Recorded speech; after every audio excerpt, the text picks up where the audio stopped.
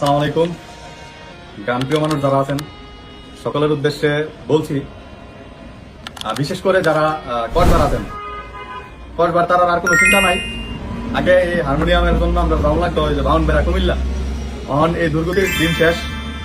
আমাদের কসবা কুটি চৌমুহনীতে রাব্বি মিউজিক সেন্টারে চলে আসবেন যদি কারোর এরকম নতুন একটি হারমোনিয়াম প্রয়োজন হয়। আর এই হারমোনিয়ামটি হচ্ছে 37 গার্ডের আর হচ্ছে স্টিক।